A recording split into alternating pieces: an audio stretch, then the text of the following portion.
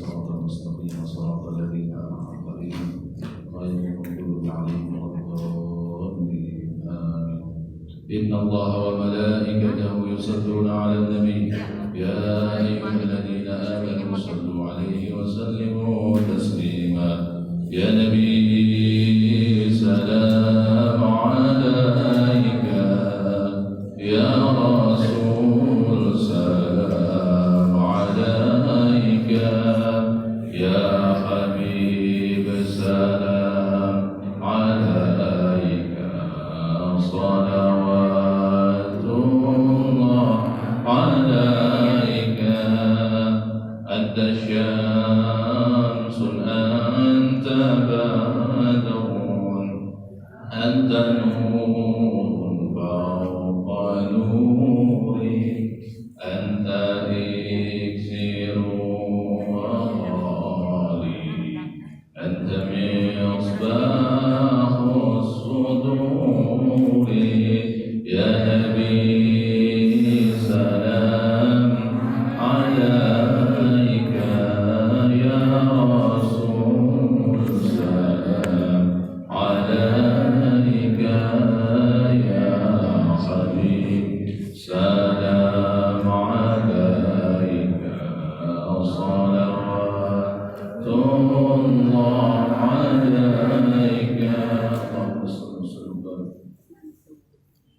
بسم الله الذي لا يضر مع اسمه شيء في الأرض ولا في السماء وهو السميع العليم. السلام عليكم ورحمة الله وبركاته. Waalaikumsalam warahmatullahi wabarakatuh. الحمد لله رب العالمين وبه نستعين على أمور الدنيا والدين، ثم الصلاة والسلام على أشرف الأنبياء والمرسلين سيدنا ومولانا محمد وعلى آله وأصحابه أجمعين. رب اشرح لي صدري ويسر لي أمري واحلل عقدة من لساني يفقهوا قولي. رب زدنا علما وارزقنا فهما. Alhamdulillah. Bapak-bapak, ibu-ibu, adik-adik, para jamaah sekalian yang insyaallah mudah-mudahan kita kesemuanya selalu diberkahi, dirahmati dan dimuliakan oleh Allah Subhanahu wa taala. Alhamdulillah, bersyukur kepada Allah Subhanahu wa taala pada malam hari ini kita dipertemukan oleh Allah Subhanahu wa taala kembali dalam majelis kita. Mudah-mudahan seluruh rangkaian aktivitas kita tercatat sebagai amal soleh di hadapan Allah Subhanahu wa taala. Salawat dan salam marilah kita curahkan kepada junjungan kita Nabi besar Muhammad sallallahu alaihi wasallam serta keluarga sahabat para pengikut hingga akhir zaman, dan insyaallah mudah-mudahan kita semua yang ada di sini kumpulkan bersama beliau nantinya di surganya Allah Subhanahu wa taala. Amin ya rabbal alamin. Bapak-bapak, ibu-ibu, jamaah sekalian, pada malam hari ini saya akan membahas tentang syarat daripada beristinja, serta mungkin nanti ditutup dengan praktek istinjanya bagaimana. Perlu diketahui bahwa istinja ini bukan perkara main-main dan tidak sembarangan. Sampai perkara istinja saja dalam agama kita diatur, ya. Sebagaimana Nabi SAW mengatakan apa? Istanzihu minal baul fa inna ammata al-'adzabil qabr minhu. Beristinja, bersihkan kotoran yang ada daripada kemaluanmu. Fa inna ammata adzabil qabri minhu. Karena azab qabr itu pada umumnya ketika seseorang tidak memperhatikan daripada istinjanya yang keluar daripada kemaluannya. Jadi azab kubur yang paling dominan, yang akan didapatkan oleh seseorang yang apabila ketika dia buang air, dia tidak membersihkannya dengan dengan sampai suci. Jadi bukan hanya sekedar cebok gitu ya.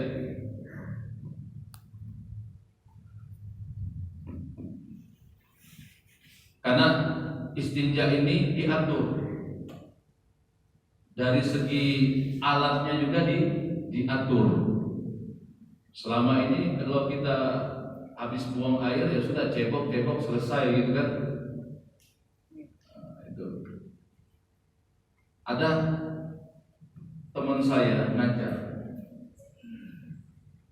Ada teman saya ngajar sampai beliau itu ngomong, jadi ngobrol. Kita ini kadang rada sulit kalau ngajar fikih ini. Kenapa kata saya?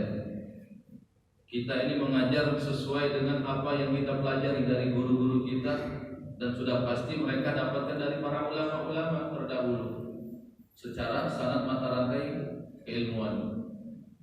Cuma masih saja orang-orang itu ya ada aja alasannya, kok begitu, kok kayak ribet banget gitu. Nah, itu. Kata saya apa? Dan nggak usah pusing. Yang penting kita sebagai orang yang belajar sampaikan. Orang yang mendengarkan di dalam prakteknya mau praktek juga tidak, mau dipraktekkan juga tidak masalah. Alhamdulillah kalau dipraktekkan, tidak mau juga tidak masalah. Yang penting tugas kita selesai. Terlepas daripada perbedaan pendapat, ya kita utarakan saja pendapat seperti ini, seperti itu.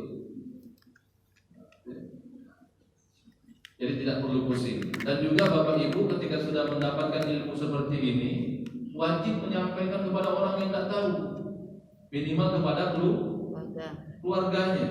Masalah dipraktekkan apa enggak bukan urusan kita, Pak. Karena ini bukan sifatnya pemaksaan. Ya, sebagaimana kaidah umumnya di dalam Al-Qur'an apa? La ikraha fid-din. Tidak ada paksaan dalam urusan agama, tidak ada paksaan. Kewajiban betul. Tapi masalah prakteknya ini kembali kepada pribadi masing-masing. Mau dipraktekkan juga itu tergantung kita masing-masing. Yang penting kita sampaikan. Berapapun yang sudah kita dapat disampaikan, jadi jangan dimakan kita sendiri. Jadi yang tahunya kita sendiri, ya. Cuma yang lebih gawat lagi, kita sudah dapat, kita sudah tahu, tidak dipraktekkan, ini gawat. Baik, pada umumnya kita beristinja dengan air. Namun dalam kitab ini istinja dengan batu, gitu ya. Ini bukan alternatif atau opsi yang lain. Saya terangkan, batu, tisu, atau sesuatu yang bisa mengangkat kotoran itu bukan alternatif atau opsi yang lain. Contoh, walaupun ada air misalkan di dalam kamar mandi, ada air cukup untuk beristinja. Di sisi lain ada tisu, kita pilih tisu, boleh tidak? Boleh tidak, Ibu? Boleh. Ya, boleh. Walau ada air. Jadi bukan alternatif yang lain atau opsi yang lain. Ya. Masalahnya bisa menggunakan atau tidak, nah itu yang terjadi. Bisa menggunakan atau tidak. Ustaz, kalau tisu gimana kita kayak rasanya itu rampas. Seperti orang-orang kafir gitu ya, orang-orang muslim gitu ya, suka lihat, enggak, hati-hati jangan dikulit. Ya. Agama kita mengajarkan ada sesuatu yang lain yang bisa mengangkat kotoran, termasuk di tisu. Cuma ketika ditanya, boleh tidak beristinja dengan tisu? Jangan dijawab boleh. Ada syarat-syaratnya dulu. Nanti dia paham syarat ini, baru bisa menebak apa hukumnya menggunakan tisu. Boleh atau tidak. Nah, yang syarat-syarat inilah yang kita akan pelajari. Saya ulangi lagi, pada umumnya kita beristinja dengan air. Pada umumnya kita beristinja dengan air. Kita potong dulu air, kesampingkan dulu air. Kita kesampingkan dulu air. Kita pelajari dulu bagaimana beristinja selain daripada air. Nah, kalau kita sudah tahu cara beristinja selain daripada air, maka sudah pasti kita bisa beristinja menggunakan air. Nah, di dalam kitab ini disebutkan beristinja dengan batu. Batu di sini dimaksudkan bukan batu secara mutlak, tapi sesuatu zat atau sesuatu barang yang bisa mengangkat kotoran hingga sampai bersih. Wa qala al-muallif rahimahullah taala syurutu ijza'il hajar tamaniyah. Di dalam kitab ini ada syarat 8. Syaratnya ada 8. Namun di sini saya akan meramu biar lebih paham nih, ngapalnya lebih enak. Kita ramu menjadi 3 poin besar. Biar tidak ribet. Kalau 8 sekaligus puyeng kita. Ya, 3 poin besar. Apa 3 poin besarnya? Ini syarat istinja. 3 poin besarnya. Yang pertama, syarat berkenaan dengan alatnya dulu. Syarat berkenaan dengan alatnya dulu kita perhatikan. Poin besar yang pertama adalah syarat berkenaan dengan alatnya. Jadi kita harus perhatikan syarat berkenaan dengan alatnya dulu. Kita kesampingkan air dulu nih. Kita bahas masalah sesuatu yang bisa mengangkat. Yang pertama, dari poin besar yang pertama, buat lagi poin. 1, sesuatu yang padat. Bukan cair. Sesuatu yang padat dan bukan cair. Kita kesampingkan air. Jadi ada barang selain daripada air, maka syaratnya ini. Pertama, berkenaan dengan alatnya. Poin besar yang pertama, berkenaan dengan alatnya. Maka kita jabar yang berkenaan dengan alatnya. Kita jabar. Yang pertama apa? Barangnya harus padat. Sesuatu yang padat dan bukan cair. Saya potong sedengar. Pada sebentar. Potong dengan dia.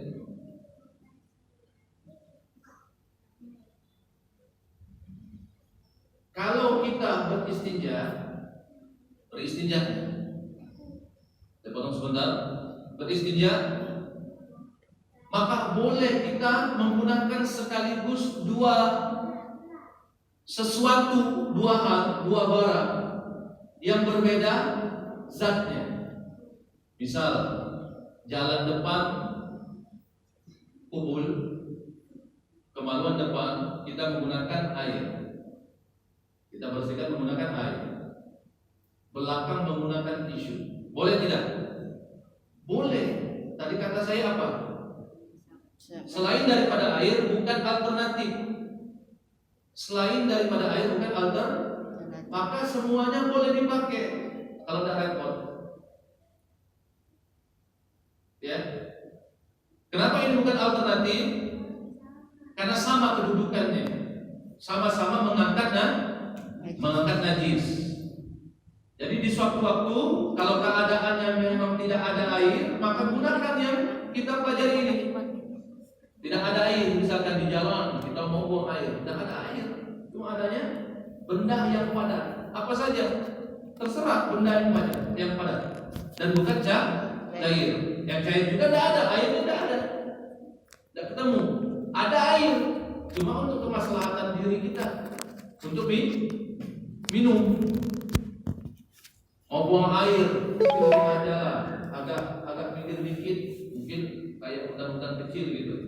Tidak tahan lagi, buang air. Airnya ada, cuma untuk minum. Gimana? Ya cari benda padat yang lainnya. Maka syaratnya berkenaan dengan alat. Pertama, sesuatu yang padat dan bukan cair. Yang kedua, harus suci.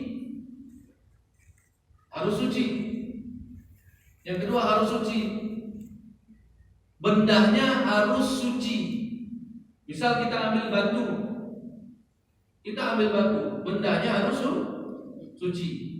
Dan benda yang kita pakai tersebut harus berdiri sendiri, maksudnya tidak tercampur dengan sesuatu zat yang lain. Batu basah kita pakai istinja, sah tidak? Sah tidak? Sah tidak? Sah. Tidak sah. Kenapa? Ada airnya, tidak berdiri sendiri dia. Jadi bagaimana solusinya? Airnya tadi diusap terlebih dahulu, dikeringkan terlebih dahulu. Maka sebelum istinja itu harus perhatikan alatnya terlebih dahulu. Maka kalau kita mau buang air, dirasa-rasa udah mau mentok, jangan ditahan-tahan, Pak. Kadang suka ditahan-tahan sampai mentok, ujung-ujungnya tidak memperhatikan alat untuk beristinja lagi. Ini memang kesalahan kita kadang-kadang. Kalau saya mohon maaf, saya tidak mau seperti itu. Ujung-ujungnya jadi penyakit bagi kita. Menahan-nahan kan kencing, menahan-nahan buang air besar. Itu jadi penyakit. Apalagi kadang saya sudah lagi bimbing tawaf. Sebelum saya masuk ke Masjidil Haram, kita masuk sama jamaah. Saya katakan dengan jamaah, nanti ketika tawaf, ingat ketika manasik kan sudah saya jelaskan, harus dalam keadaan bersuci karena at-tawaf itu sama halnya dengan menjalankan sholat. Beda ketika sa'i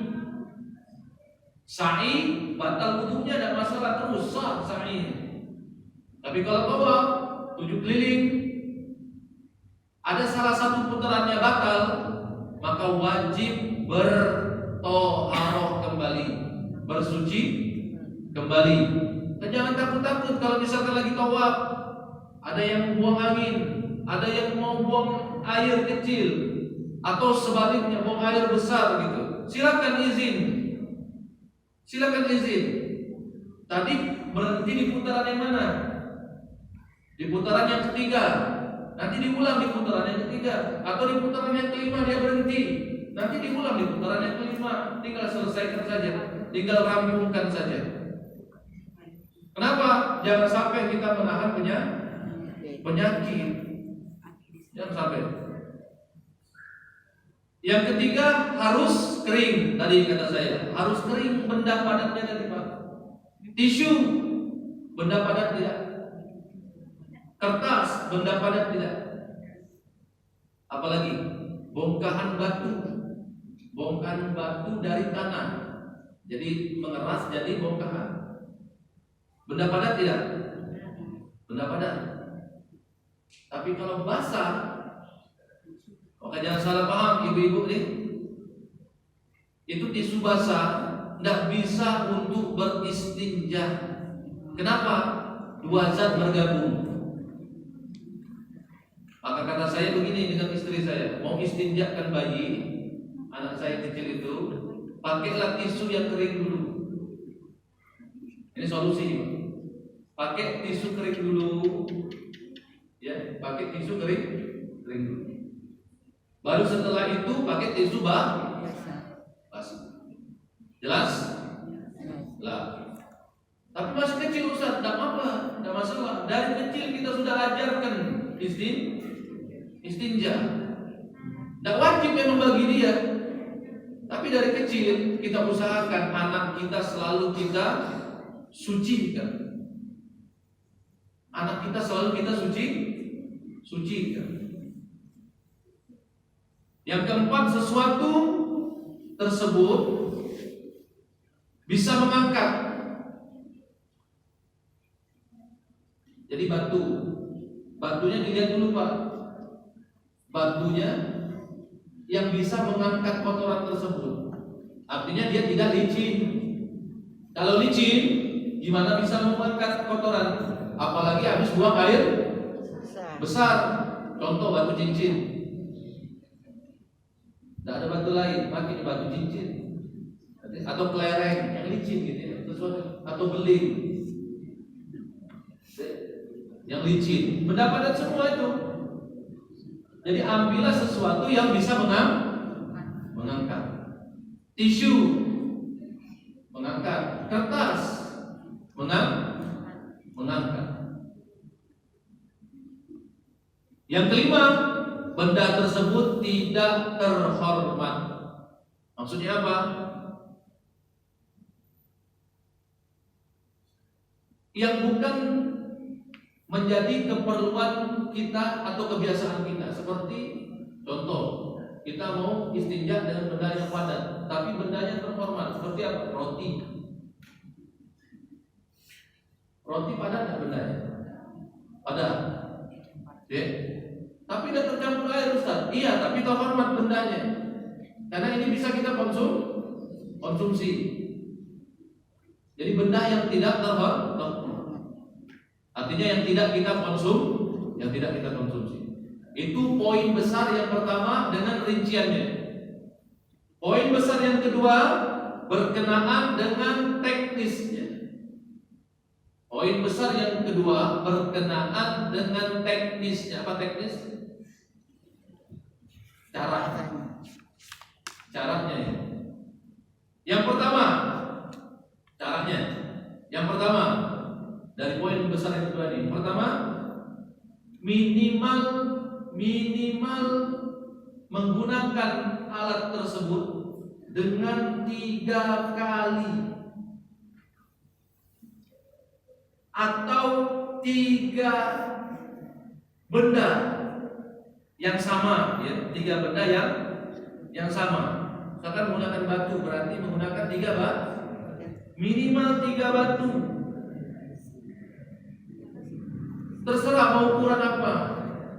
Ya, cuma kalau terlalu besar ukurannya, batunya terlalu besar, gimana mau masuk ke lubang area di bagian dubur. Jadi secukupnya saja. Jadi misalkan ambil batu sama ini gimana mau masukinnya, Pak? Jadi batu yang secukupnya saja. Ya. Atau 3 lembar tisu. Dengan catatan tadi harus kering. 3 lembar. Ini seminim-minimnya, ya. Saya ulang lagi, ini seminim-minimnya. Batas minim. Kurang daripada itu tidak sah istinja. Artinya tidak main-main masalah istinja ini, Pak, Ibu. Kenapa kata saya tadi istanzihu minal baul? Apa kata Rasulullah tadi?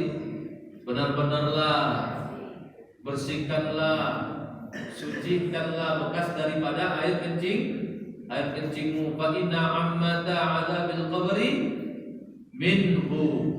Karena pada dominannya azab kubur itu, dominannya orang yang terkena azab kubur itu karena dia tidak bersih, tidak suci pada saat dia beristinja, sembarang-sembarangan. Kenapa diatur dengan caranya seperti ini, minimal 3 kali seperti air, minimal dengan 3 kali siraman, supaya bisa menghemat bendanya. Kita biasanya kan, wah ini kalau belum setrum ini belum selesai. Kalau belum setrum belum selesai, ya. Apalagi kalau wudhu, nanti kita masuk bab wudhu itu biar tahu kita bagaimana tata cara wudhu. Jadi mentang-mentang pakai apa namanya? Peran. Tenang aja Ustaz, supaya emosi masih banyak. Ledek masih ngalir. Jangan kayak itu. Apa kata Nabi Sallallahu Alaihi Wasallam? Berwudulah secukupnya. Sekalipun kamu sedang berada di tengah samudra. Maksudnya manfaatkan air, berhemat-hematlah. Nanti ketika ada kondisi yang memang terbatas airnya, kamu bisa melakukannya. Kamu terbiasa juga melakukannya. Bukan tidak boleh menggunakan keran dengan deras-deras itu. Konteksnya bukan seperti itu bersuci. Termasuk dengan istinja bukan tidak boleh menghabiskan 1 drum itu. 1 kali kencing pakai 1 drum. Supaya kita menghemat. Nanti ada masanya kita ini kena kemarau, susah, air tidak ada, ditambah lagi bokeh mau beli tisu hati, nyari batu nah hati dulu gitu ya. Artinya kurang dari 3 ini batas minimal, 3 ini batas minim, termasuk air juga Pak. Nanti saya praktekkan. Ya. Yang kedua, sampai bersih. Minimalnya tadi kan sampai 3 nih. Tapi teknis yang kedua ini harus sampai bersih. Harus sampai bersih. Misal 3 batu, 3 tisu misalkan. Kita gunakan ini. Tidak bersih juga, tambah 1 lagi. Sampai yang keempat bersih. Tambah 1 lagi, biar ganjil. Innallaha yuhibbul fitra. Karena Allah menyukai yang ganjil. Innallaha yuhibbul fitra. Karena Allah suka menyukai yang ganjil. Ini Bapak berapa? 1 Pak? Ganjil lah itu. Nah, sudah selesai. Innallaha yuhibbul fitra. Ya. Allah menyukai ganjil. 1 itu ganjil ya.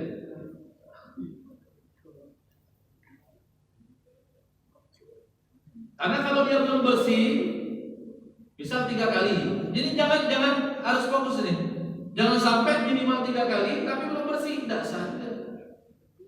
3 belum bersih, ambil yang keempat. Ketika yang keempatnya sudah bersih, ambil yang ganjil 1 lagi 5. Jadi hitungannya ganjil. 3 tidak cukup, tambah 1 bersih, tambah 1 lagi karena ganjil.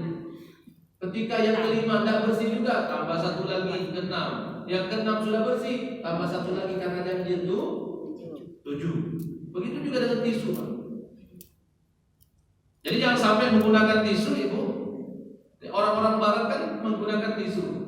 Itu bukan cara mereka sebenarnya. Itu caranya kita orang Islam. Cuma dalam teknisnya, pelaksanaannya mereka salah. Mereka menggunakan tisu. Benda padat tidak?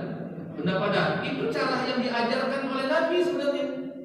Konteksnya benda padat, bukan karena tisunya. Benda padat diajarkan Nabi Sallallahu Alaihi Wasallam. Ya. Jadi tidak boleh diklaim itu punya orang barat, bukan. Kita diajarkan kok oleh Nabi Sallallahu Alaihi Wasallam menggunakan selain benda cair, artinya dengan benda padat. Cuma teknisnya mereka salah. Tapi tidak usah menyalahkan mereka karena itu kebiasaan mereka. Ini tisu digulung-gulung, ya, digulung-gulung sampai banyak. Kita polet itu kotoran kita di belakang itu, walau sampai bersih, cuma hitungannya 1. Jadi jangan sampai kita gulung-gulung untuk tisu sampai tebal, kita polet sampai bersih, tapi hitungannya cuma satu kali. Sadar walau sudah bersih? Sah tidak walaupun sudah bersih? Tidak. Kenapa?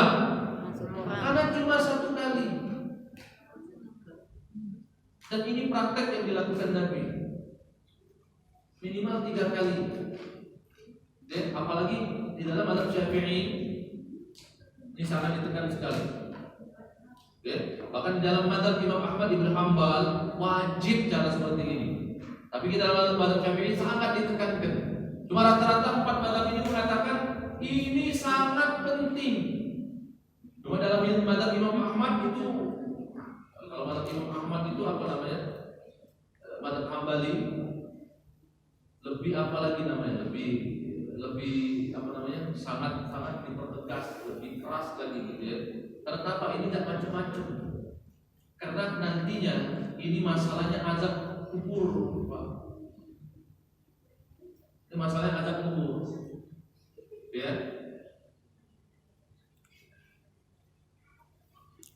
Nah, yang ketiga berkenaan poin besar yang ketiga adalah berkenaan dengan tempatnya yang dibersihkan. Tempat yang dibersihkan itu 2 jalan. Jalan depan, jalan belakang, kubul dan dubur.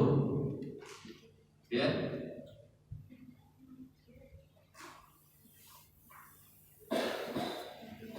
Berkenaan dengan tempat yang dibersihkan, yang pertama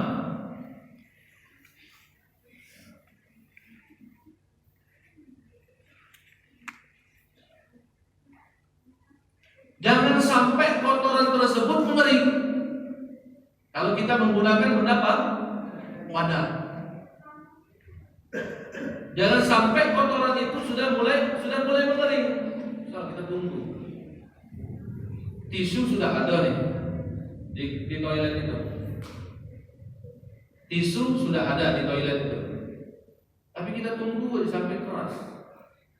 Tidak langsung kita angkat kotorannya, dipoles gitu ya.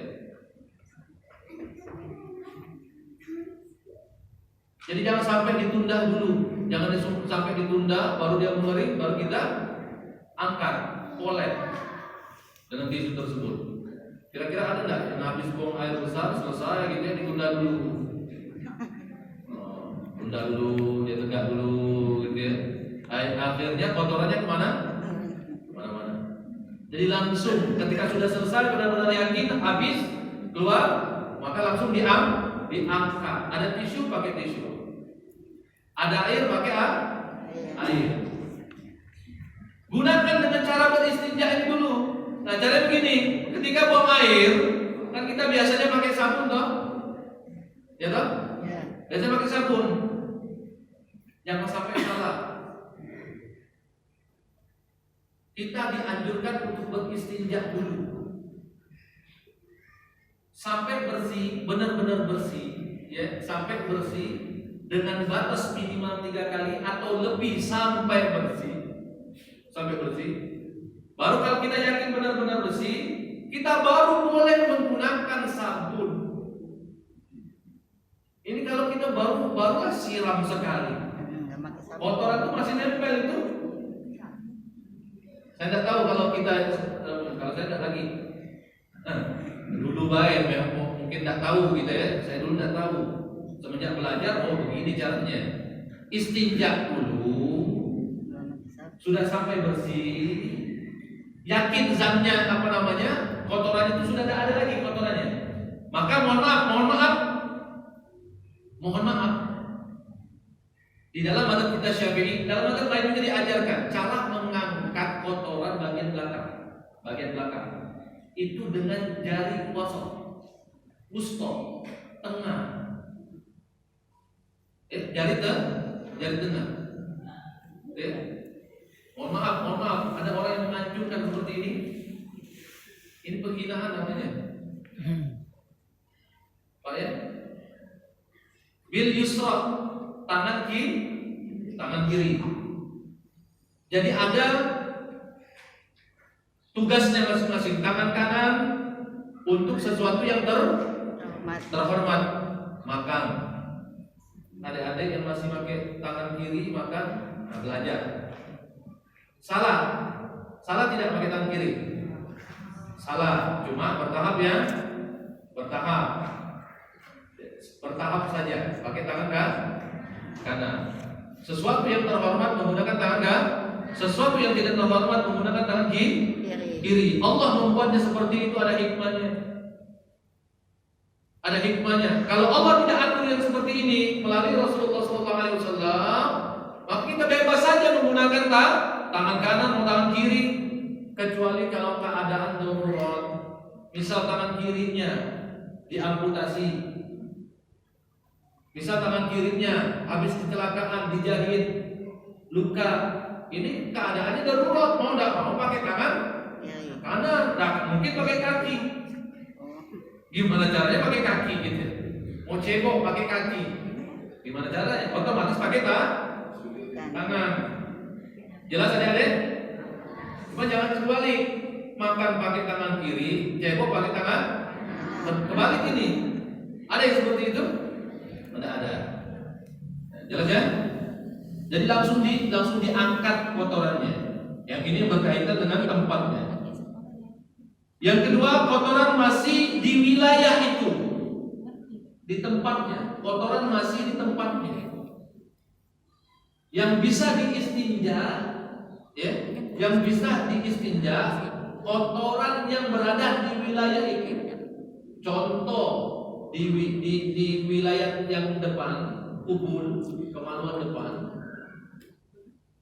itu berada di posisi kepala kemaluannya. Ini bagian laki-laki. bagian perempuan di sekitar area itu saja. Tidak usah diperjelas. Ini majelis yang terhormat. Ibu yakin paham sendiri, gitu ya. Di sekitar wilayah itu saja. Di sekitar wilayah itu saja. Dan lubang kemaluan ya di sekitar itu saja. Jadi kalau sudah keluar daripada keluar daripada lubang tersebut, sudah nyiprat ke lain-lain, maka itu tidak bisa diistinjakan dengan bedah yang padat. Dengan bedah yang padat. Misal kotoran itu Pak nempel di di paha. Tidak bisa itu diistinjakan dengan benda padat. Karena benda padat, ya bedanya dengan benda cair, kedudukannya sama, tapi bedanya ada. Kalau benda cair bisa diperuntukkan untuk seluruh wilayah yang ada pada badan kita. Tapi kalau benda padat, bedanya dia bisa digunakan hanya untuk di wilayah itu saja. Di wilayah itu saja. Kalau sudah menyiprat ke tempat yang lain, maka digunakan air. Tapi kalau sudah ada air, kenapa tidak gunakan air? Kenapa mesti pilih yang lain? Walaupun kedudukannya sama, cuma ada bedanya, fungsinya sedikit berbeda. Ya. Nah, cara misal kalau ada orang yang buang air besar, sudah pasti dia buang air kecil. Ada di sini buang air besar, tapi tidak buang air kecil. Bahkan kalau buang air besar tidak kencing itu tidak lega ya. Tapi belum tentu orang buang air kecil dia buang air belum tentu. Tapi kalau buang air besar sudah pasti buang air kecil. Gimana kalau dia buang air besar? Sudah pasti buang air kecil. Bagaimana istinjanya? Bersihkan bagian depannya dulu. Ini banyak yang kita belum tahu.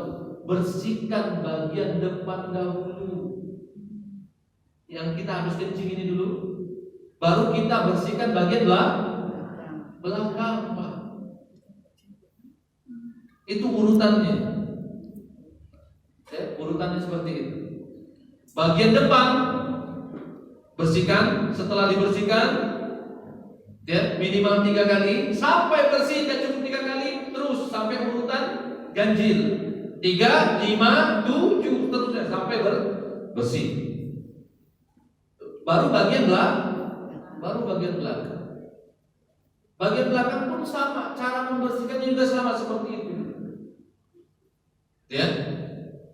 Nah, kurang ketinggalan satu nih, yang poin besar yang kedua, ada satu. Disunahkan kita itu untuk duduk, baik itu laki-laki maupun perempuan. Kalau yang baru pertama kali menggunakannya, teknis yang seperti ini yang disunahkan Nabi Sallallahu Alaihi Wasallam susah memang. Cuma kalau tidak dibiasakan ya sudah susah terus. Sayang karena kalau sudah terbiasa itu meskipun di mall duduk saja. Tapi ada yang tertentu juga kita perlu maklumi, ada keadaan seseorang yang sudah uzur. Kalau mau duduk nanti ada apa-apa. Dia berdiri saja susah, gimana mau duduk? Apalagi istinja itu nongkrongnya kan cukup lama.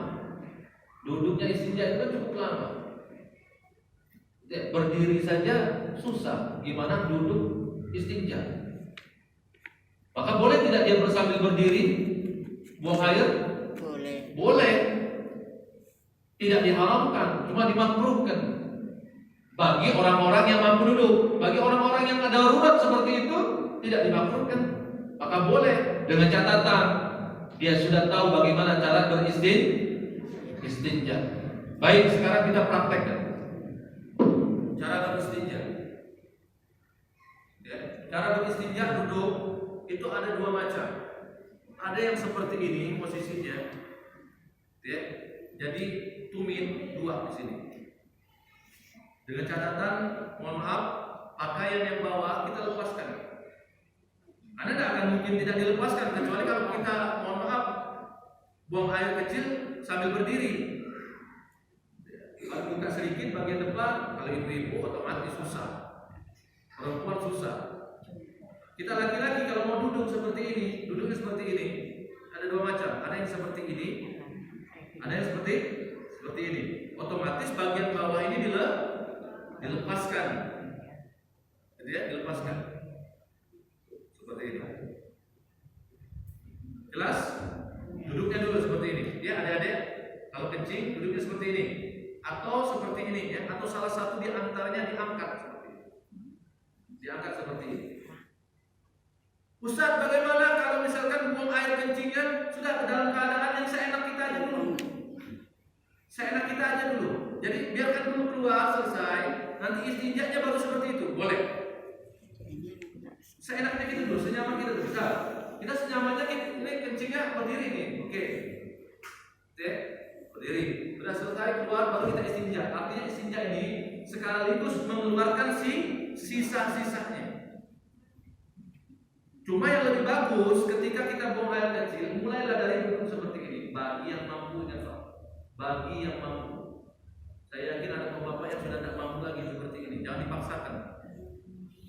Nanti timbul celaka juga. Gitu ya. Nanti timbul celaka juga. Dia berdiri saja sudah susah. Gimana mau duduk seperti ini? Gitu ya. Tapi kalau mampu ya silakan. Cuma jangan dipaksa. Yang penting pada saat istinja dia yakin sudah belum keluar, sisa-sisanya sudah keluar. Sudah selesai keluar, ya.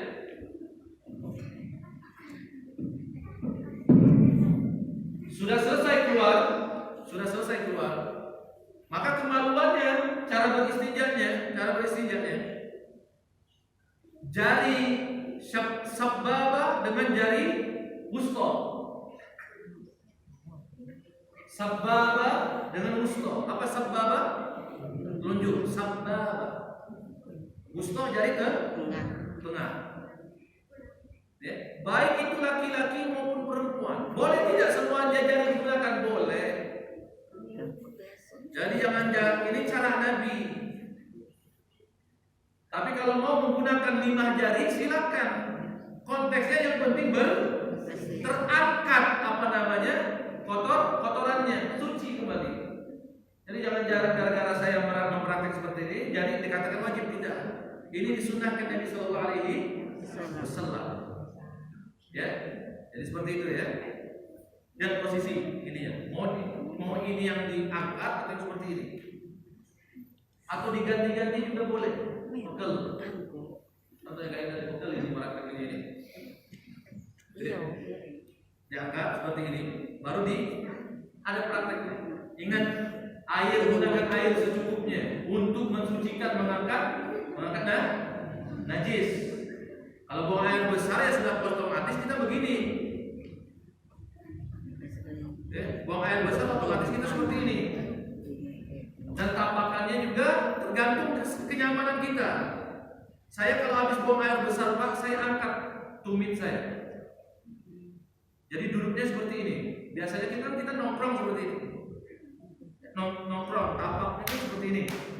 Saya angkat tumitnya supaya dia terbuka seperti ini, terangkat. Baru kita cebok. Ceboknya dengan jari tengah. Jangan sembarang yang kayak gini. Ibu-ibu, ini anak-anak zaman sekarang sudah ngerti yang kayak ini.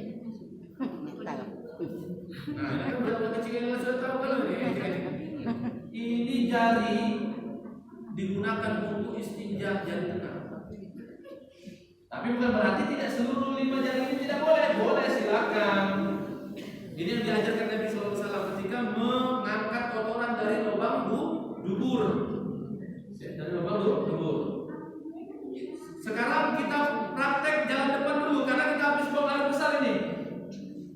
Habis buang air besar kata saya tadi bagian depan dulu. Selesai kita buang air besar, ya. Kita buang air, kita istinja bagian depan dulu. Istinja bagian depan dulu. Ambil air Pak, secukupnya saja. Bukan satu centong ini kita ambil. mohon maaf, satu gayung. Satu gayung ambil seperti ini. Ya, satu gayung ambil seperti ini. Kita ambil, ini kemaluan kita, ya. Ditekan perut kita agak ke depan seperti ini, ya, di depan. Ini tidak usah digayung juga, silakan nanti tekan. Keluar sisanya, didaham namanya, ya, didaham. Sudah keluar, ambil air secukupnya, bersihkan. Ya, bersihkan. Didahamkan kedua kali, si ada keluar, ambil air secukupnya. Ini air tidak bakal habis, secukupnya saja. Yang ketiga, didaham, ambil, masih juga ada mau keluar, daham lagi, tekan lagi. Tekannya bagian dari bawah sini pangkal. Ini adik-adik, pangkal ini. Ya, sampai ke kepala. Ditekan. Ketika ditekan, ini perut agak maju. Keempat, sudah yakin bersih. Ini. Tidak ada mau keluar lagi, tidak terasa mau keluar lagi. Gitu ya? Maka ambil basuhan yang kelima. Tidak perlu didahamkan. Didahamkan. Karena sudah yakin bersih ini. Sudah yakin habis. Ambil basuhan yang kelima, tidak perlu didahamkan lagi. Karena takutnya kalau didahamkan lagi keluar lagi. Setelah selesai, baru kita posisikan untuk mencuci dubur kita 3 kali basuhan. Ya, 3 kali basuhan. Dengan cara mengalirkannya. Dengan tangan kiri. Terserah. Ya, dengan tangan kiri terserah. Mau jari tengah, mau seluruh jari dipakai. Yang penting mengangkat. Diangkat kotorannya. Aliran yang pertama dirasa belum bersih, aliran yang kedua hampir mau bersih, aliran yang ketiga hampir mau bersih, aliran yang keempat sudah bersih, tambah 1 lagi, jadi ganti 5. Yakin bersih sudah selesai, baru kita ambil sabun. Karena istinjanya sudah dianggap sah. Yang salah itu kita ambil, kucurkan 1 kali, bersih. Oke, kita bisa katakan bersih. Kita kucurkan 1 kali, gitu ya, kucurkan, bersih. Terus kita ambil sabun, diselingi dengan sabun, terus kita kucurkan lagi. Tidak sah dianggap istinja.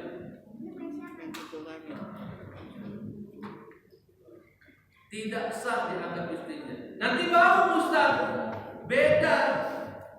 Tidak ada hubungannya istinja dengan baunya itu. Yang penting zatnya sudah terangkat, kotorannya sudah terangkat. Yang bau kan tangan, ketika kita megang pasti ada bau.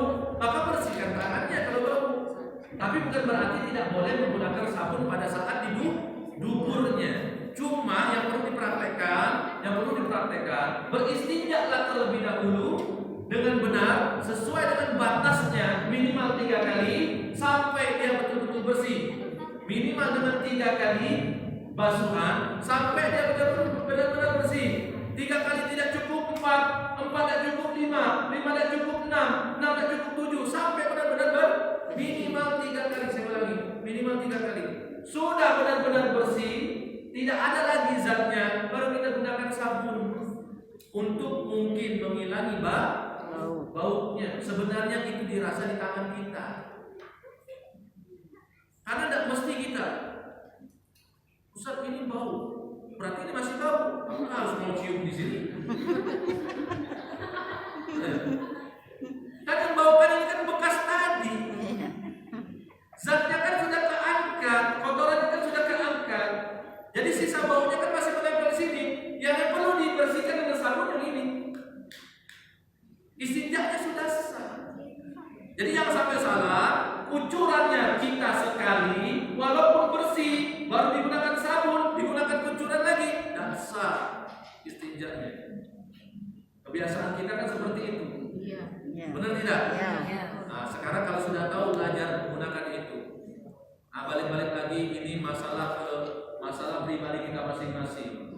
Saya cukup menyampaikan ilmunya sesuai dengan ini ajaran kita para ulama fikih, gitu ya. Kalaupun tidak dipraktekkan juga, ibu bapak adik-adik lebih cenderung dengan kebiasaan lama, ya sudah. Fungsi belajar fikih itu kita mesti tahu, oh begini aturannya. Gitu ya. Di samping itu juga kan menghemat daripada benda yang kita gunakan, baik itu benda yang cair ataupun benda yang padat. Karena kalau tidak diatur seperti itu, benda yang kita gunakan boros, pakai air, tidak sesuai dengan aturan fikih, itu aturan syariahnya. Kita menggunakan air boros, sementara orang yang menunggu di belakang masih banyak. Makanya Islam mengatur seperti itu, syariat mengatur seperti itu supaya kita mampu menggunakan bendanya tersebut dengan secukupnya sesuai dengan kebutuhan. Wallahu a'lam bishawab. Ya. Nah, poin besar yang ketiga, saya tambahkan sedikit. Poin besar yang ketiga tadi kan sampai 2 tuh ya. Benar enggak sampai 2? Poin besar yang ketiga itu ada 3. Belum kemasukan barang asing. Maksudnya itu begini, kita mau menggunakan tisu, tapi sudah kecipratan air duluan. Kan ada shower kecil Pak di apa namanya itu? Di kampusnya itu ya. Ada shower kecil, tak sengaja gitu nih. Terus kecemplung. Maka tidak bisa lagi menggunakan tisu. Sudah kemasukan benda yang lain dulu. Maka selesaikanlah pakai itu. Ustaz, bagaimana kalau kita beristinja dengan menggunakan wastafel yang kayak gini? Wastafel lagi. Apa namanya, kakus yang seperti ini? Duduk yang seperti ini. Ada shower kecilnya itu. Boleh, bisa tidak? Boleh bisa. Asal kita tahu tata caranya sesuai dengan seperti ini. Bersihkan sesuai dengan kayak tadi, sama aja sebenarnya. Kita gunakan shower kecil itu. Semprotan yang pertama kita bersihkan, matikan dulu. Semprot lagi, bersihkan. Matikan dulu. Semprot lagi 3 kali minimal. Terus sampai terangkat kotorannya sampai bersih. Paham kira-kira? Silakan, boleh, cuma caranya seperti ini. Jadi jangan sampai ibu nyalakan, bapak ibu nyalakan ini, nyalakan ini. Shower kecilnya itu terus 1 kali semprotan, walau bersih, hitungannya masih 1. Sah tidak? Tidak sah. Lebih menghemat tidak? Tidak. Ambil 1 kali semprotan, semprot, angkat, matikan. Yang kedua semprot, dirasa belum 3 kali semprot minimal 3, dirasa belum 4, matikan, ambil ganti yang 5, bersih, selesai. Boleh tidak Ustaz? Kan basah tuh. Kan basah, mumpung ada tisu. Boleh tidak menggunakan ibu? Boleh, karena istinjanya sudah sah tadi. Yang tidak boleh itu ibu bapak gabungkan, ibu bapak adik-adik gabungkan antara tisu dengan shower kecil tadi. Jadi gunakanlah istinja itu dengan shower tersebut sesuai dengan aturan yang minimal 3 kali sampai bersih, sampai terangkat betul-betul kotorannya. Kalau mau mengeringkannya dengan tisu, sementara itu ada tisu, boleh dipakai tisunya, karena istinjanya sudah sah. Jelas? Ada yang mau tanyakan, silakan. Waktu kita sampai jam 9 kemalaman kemarin itu. Ya, kalau sudah kemalaman itu tidak enak lagi, tidak fokus pikiran. Saya juga ngajar juga tidak fokus lagi. Ya, silakan.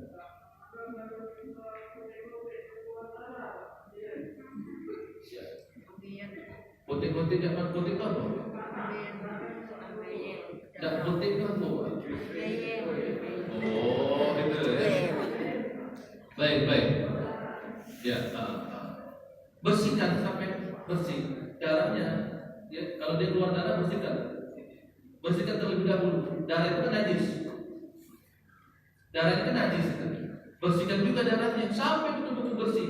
Tidak ada warna lagi. Ya. Masukkan itu apa namanya? Ambeien yang sudah keluar baru kita masukkan. Kalau sudah bersih, buang pelan-pelan juga Pak.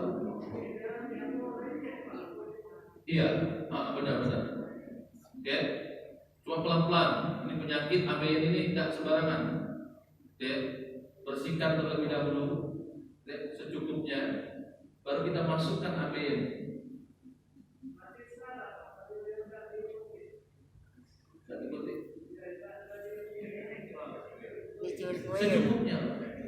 Secukupnya. Nanti jadi mudarat itu. Kita cuil-cuil, ujung-ujungnya lengket, secukupnya saja. Baru kita masukkan. Ya.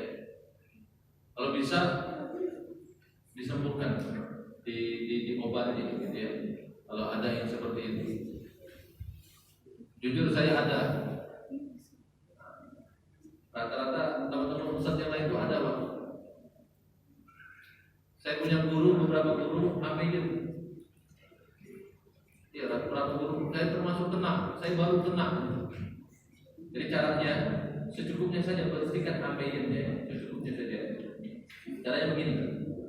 Bapak angkat kotorannya itu dengan air sambil dialiri air sekali, ya, 2 kali, sudah selesai, 3 kali, baru dimasukkan. Baru dimasukkan. Baru setelah itu diambil sabun sedikit saja panas ujung jari. Selesai, baru disiram kembali. Yang penting 3 kali basuhan terangkat sudah kotorannya, baru kita ambil sabun. Karena kalau dengan sabun itu kan biasanya mengurangi rasa perihnya itu. Jadi kalau kita tidak menggunakan sabun, kita masukkan juga susah. Benar tidak? Kita masukkan juga susah. Bersihkan dulu. Wilayah-wilayah ambeiennya bersihkan dulu. Selesai 3 kali basuhan. Kalau dirasa itu cukup, maka masukkan. Masukkannya dengan cara apa? Ambil sabun ujung jari, masukkan. Baru setelah itu dibilas kembali. Jelas tidak? Saya ulangi lagi. Ini ambeien nih. Bersihkan sampai bersih, terangkat kotorannya. Kan belum dimasukkan ini. Kalau dimasukkan dulu, salah. Karena ambeien ini kan najis nih. Dibersihkan dulu secukupnya saja sampai itu benar-benar bersih, terangkat kotorannya. Setelah itu ambil sabun seujung jari kuku. Baru kita poles di bagian ambeien itu, karena supaya untuk memudahkan masuk ke lubang itu. Baru setelah itu kita bilas sampai bersih, selesai. Jelas? Ya, saya pun kena gitu. Cuma tidak terlalu parah. Cuma saya terus ini ya. Makanya makanan yang namanya pedas itu paling tidak hanya untuk mendapatkan rasanya saja. Yang santan itu saya hindari banget. Supaya tidak tidak ada berefek dengan saya nanti. Rata-rata yang ustadz-ustadz itu banyak yang kenal, yang suka rajin duduk seperti ini ya, duduk di majelis seperti ini. Orang yang suka hadir yang sering hadir di majelis itu rata-rata banyak yang kena ambeien gitu. Karena duduknya terlalu lama. Makanya kita majelis kita jangan terlalu lama. Ujung-ujungnya kita mau ambeien banget. Kalau yang masih muda enak masih tahan, yang tua-tua ini kalau kena ambeien susah. Ya. Ibu ada yang mau bertanya? Saya rasa cukup jelas ya masalah ini ambeien tadi. Istinja ini ya. Ada yang mau tanya? Ya. Waalaikumsalam warahmatullahi wabarakatuh. Kalau di mall itu kan toiletnya itu duduk, kayak tempat duduknya itu bagaimana? Bisa dikatakan najis kan kalau dilihat karena umum kan. Nah, cara untuk istinjanya gimana sih? Iya. Kalau bisa sebelum kita buang air, itu tempat klosetnya itu dibersihkan terlebih dahulu, disiram dulu pakai shower itu, siram dulu, dibersihkan dulu. Tidak perlu dicolek, sudah ini enggak dicium, kelamaan, disiram aja, dirasa yakin cukup, baru kita buang air. Berarti kena dipakai. Ya, kena di sini kan? Ya, kena di situ. Nanti kalau kita sudah istinja, kita siram nanti secukupnya saja. Siram nanti secukupnya. Ya, siram. Tapi tidak perlu was-was. Biasa ada was-was. Bila perlu sampai perut disiram, tidak perlu. Ini was-was, hati-hati jangan layani was-was. Nanti takutnya keciprat sampai ke belakang ini. Alam. Kaget sulit dewek gitu itu. Yakin saja kecipratnya sampai di sini sudah tak jauh-jauh dari situ. Lah kalau kecipratnya sampai di sini, ya sudah yang dibasuh di sini. Mungkin mencret gitu ya. Masa mencret sampai ke belakang? Jangan menuruti was-was. Syaitan tuh senangnya kalau kita menuruti was-was. Tambah satu sedikit, ada penyakit yang namanya sulusul baul. Sulusul baul. Sulusul baul. Ini bagi kita yang punya sulusul baul. Sulusul baul.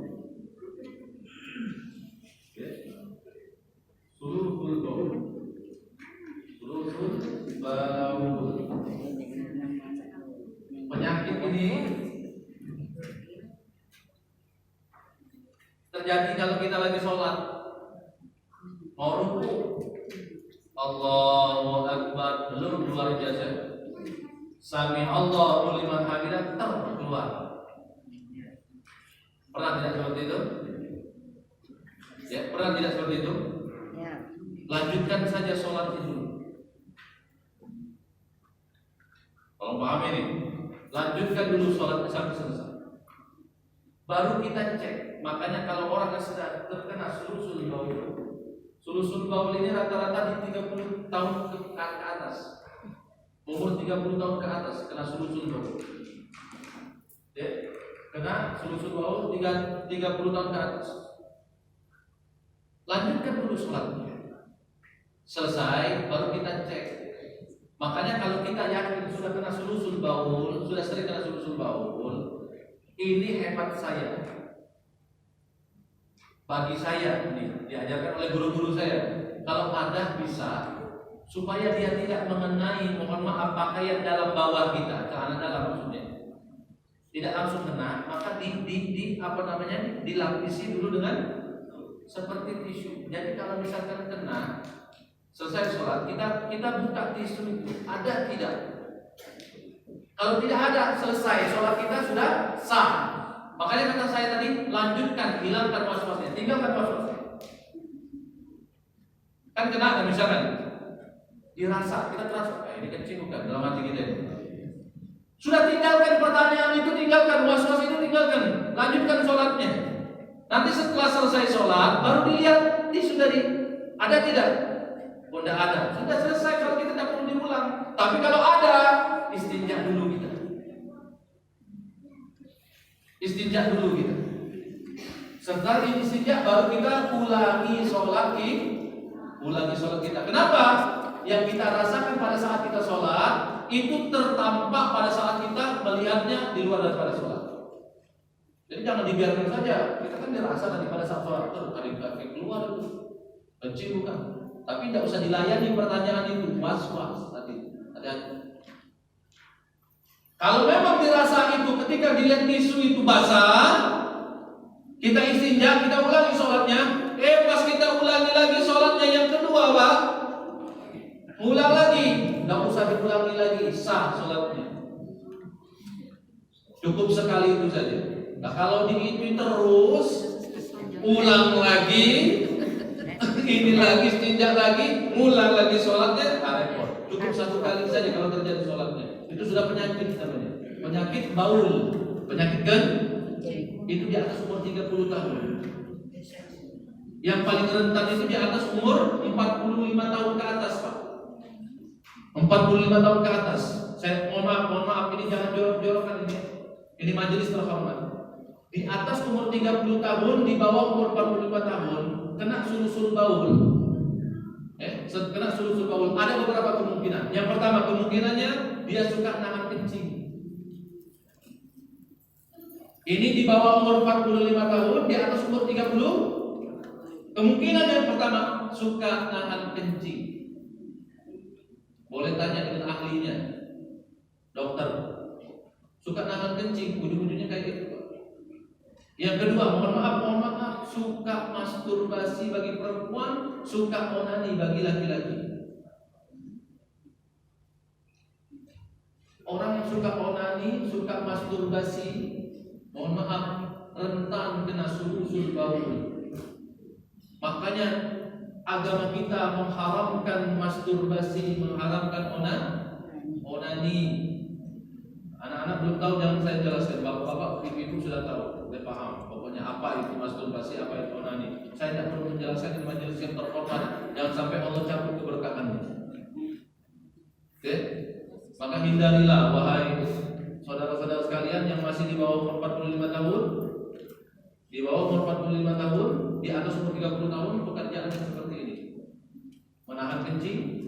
Kalau sudah mau mentok, buanglah air kencing itu. Syahwat mau meningkat, banyaklah berpuasa. Atau kalau sudah sanggup menikahlah.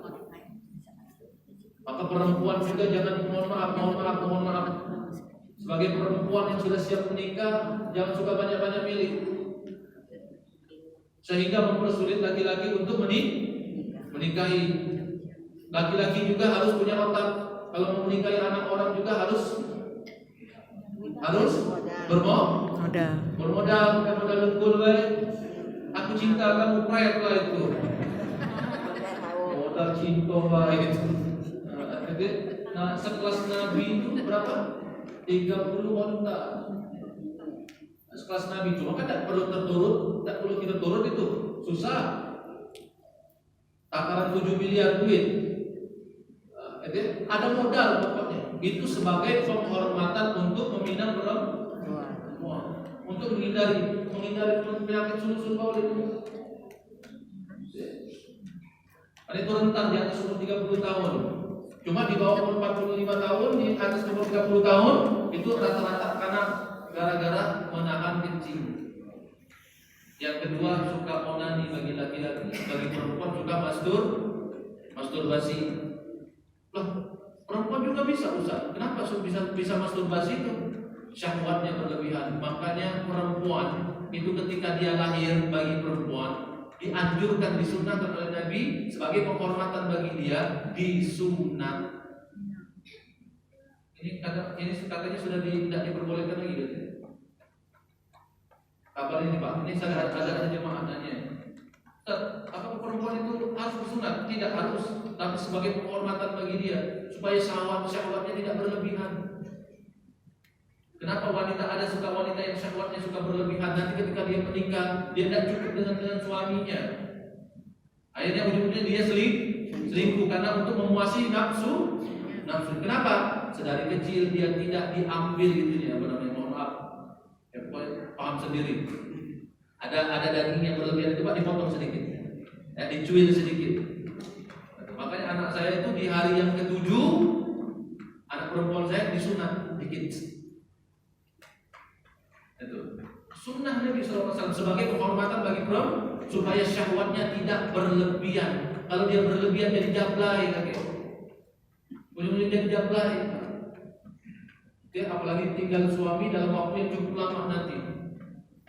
Tidak diperhatikan oleh suaminya, tidak dicukupkan kebutuhan syahwatnya, hati-hati ini. Maka sunnah Nabi SAW itu, ajaran Nabi SAW itu tidak merugikan.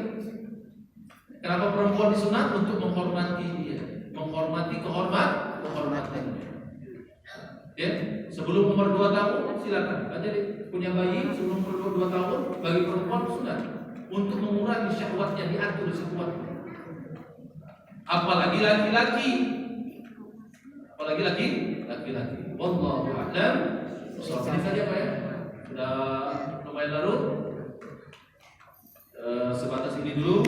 Yang penting cara istinjanya insya Allah sudah paham, terapkan, ya. Insya Allah apa yang saya ajarkan inilah yang dipraktekkan oleh Nabi Sallallahu Alaihi Wasallam, dan insya Allah tidak memberatkan kita kalau kita sudah membiasakannya. Ya, Bismillah, Bismillah saja kita biasakan sunnah-sunnah Nabi Sallallahu Alaihi Wasallam ini, ya, supaya untuk menyelamatkan kita dari azab kubur akibat daripada baul kita. Air kecil. Allahu a'lam. A'udzubillahi minasyaitonir rajim. Bismillahirrahmanirrahim. Allahumma shalli ala sayyidina Muhammad wa ala sayyidina Muhammad. Allahumma ja'al jam'ana hadha jam'an marhuma wa tafarraqna min ba'di tafarraqa ma'suma. Rabbana zalamna anfusana wa illam taghfir lana wa tarhamna lanakunanna minal khasirin. Rabbana atina fid dunya hasanah wa fil akhirati hasanah wa qina adzabannar. Sallallahu ala sayyidina Muhammad wa ala alihi wa sahbihi. Alhamdulillahi rabbil alamin. Taqabbalallahu minkum. Hadanallahu wa iyyakum ajma'in. Wassalamu alaikum warahmatullahi ta'ala wabarakatuh. Waalaikumsalam.